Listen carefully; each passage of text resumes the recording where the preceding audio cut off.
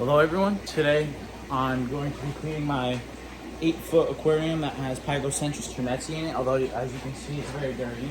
Yeah, the water parameters are all fine. I just let the algae get out of control, kind of on purpose to give you guys a video. But yeah, I'm going to give you guys a video of me cleaning the tank and then my experience behind having a shoal of them, as well as one by himself, and kind of the things to do and the things not to do. Luckily I haven't had any bad things with this tank, but I have heard of a lot of things that have been bad about it, about keeping Pygocentrus Ternetzi. So let's get to it.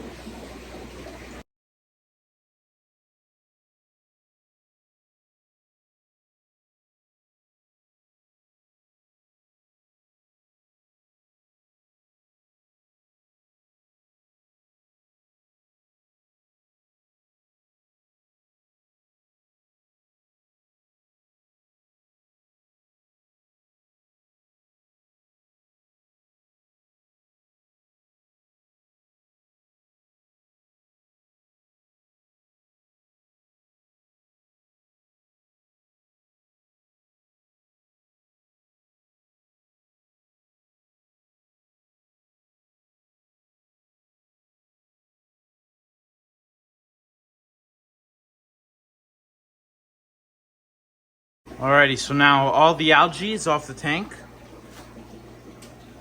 These are a lot of tannins and a lot of, algae poop. Not poop, algae on the ground. So now it's time to drain the water, siphon all this algae out, fix the substrate, and then it'll be time to start filling up the big tank.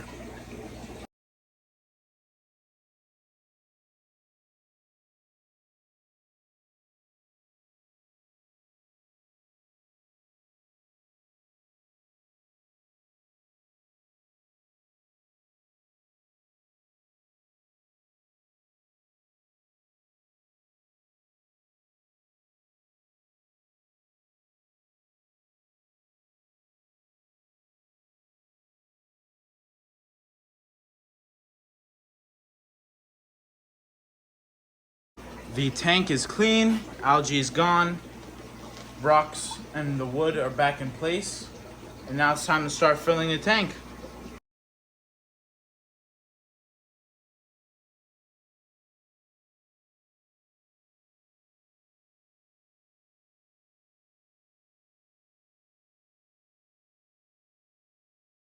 So the Jerry tank is complete, it's finishing filling up. I'm going to show you guys the finished results once it's fully clear, and then we're going to talk more about them and how to take care of them and where they come from. See you then.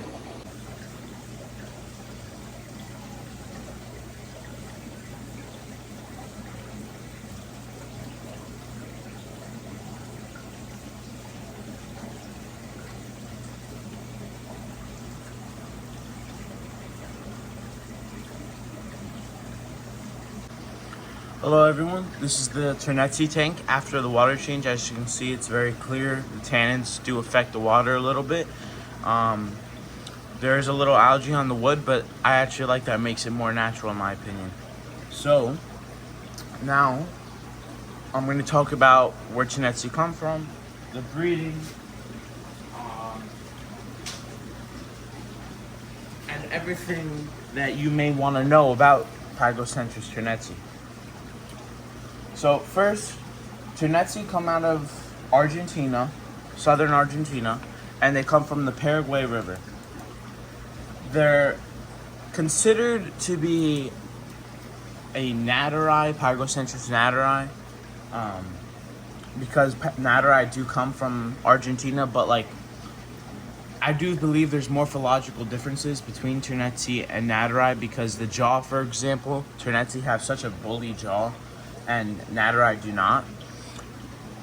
But there's multiple different morphological differences, but this is just one of them.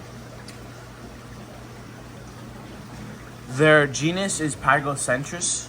There are mainly three genuses: Pygocentrus, Cerasalamus, Pygopristis. There are Catobrine, which are your wimple piranhas, but they're mainly just those first three.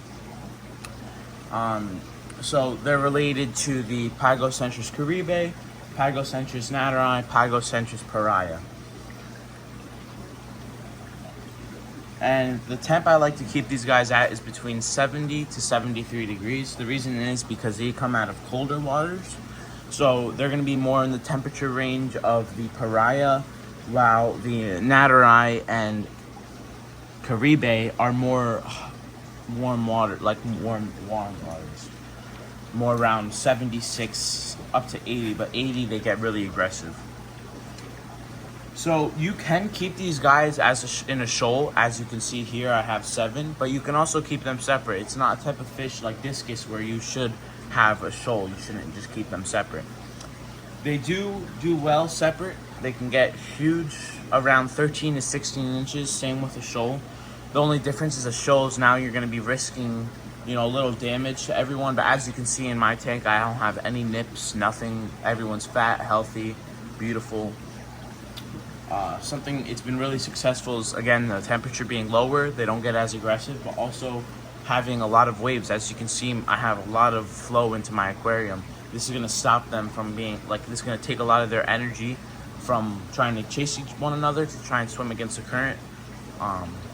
And also, you just got to feed them a lot. I feed these guys, 3 shrimp each. So that's around, sometimes I feed them up to like 16 shrimp.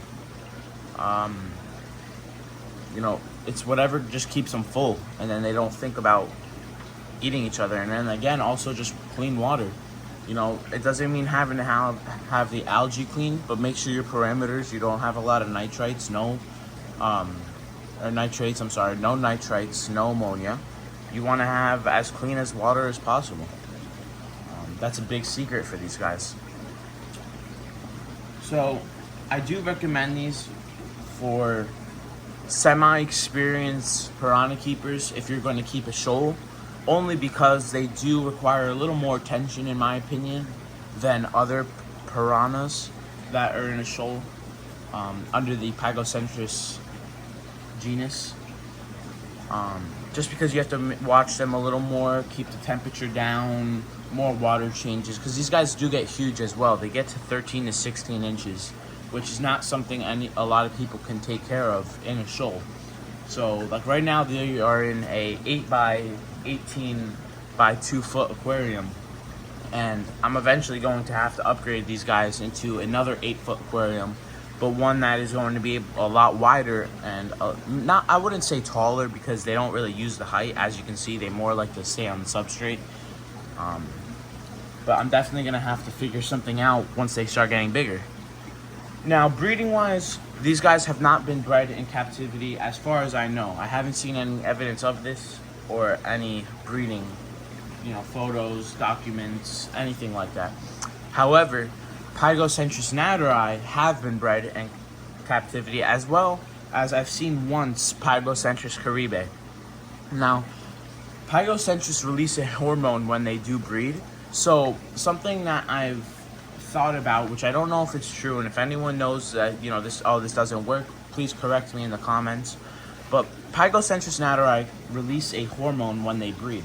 So something I've thought about is, if you have Pygocentrus Ternetzi in one tank and Pygocentrus natterai in another, where the natterai are having eggs, releasing those hormones, having those babies, those hormones could possibly affect the Ternetzi to the point where the Ternetzi, it causes them to actually spawn. Now for me, these guys are only around 4 to 6 inches, so I have to wait probably a few more years until I can even think about breeding these guys, which I'm okay about. I just want to grow them fat, healthy, keep as many alive as I possibly can. But it's something I do want to try in the future. I do have these 2 8-foot systems. Right now my bottom one has caribe, but I'm going to be probably moving these guys into a different 8-foot aquarium that's going to be wider, so I can put all 20 of my caribe together, besides splitting them up in 2 tanks. So then I can put my natterai on this bottom system, or I will put my pariah. It definitely depends. Most likely the pariah, though, because their temperatures are most similar to the Ternetzi. Now, the availability on these guys is very, very, very low. You only get them in once or twice a year, and sometimes you don't get a lot. The most I've seen someone get is around 30 specimens. Now, I have 8 specimens. I grabbed all the ones that were left from Color Aquatics, Advent, huge thanks. He was able to source a bunch of them. But again, they don't come in quickly and they don't come in often. So when you see them, if you're experienced and if you have the tank space, I highly recommend them. So overall, again, I only recommend these guys if you're a semi-experienced keeper, if you want to keep them in a shoal. But otherwise, if you want to keep one separately, I highly recommend them because they aren't difficult parameter wise and they are really fun to watch and eat. But yeah, that's gonna conclude today's video. Comment down below, like, subscribe. Let me know what you guys want to see. I'm going to be uploading my Jerry care guide, and then I'm going to possibly do a Caribe or a Natterai or any other Serrasalmus species. I have pretty much all Serrasalmus species that have been reported. Only a few I don't have. So if anyone's interested in, just watching these or like learning what I do to keep them, please comment down below. But until then, Insane Aquatica out.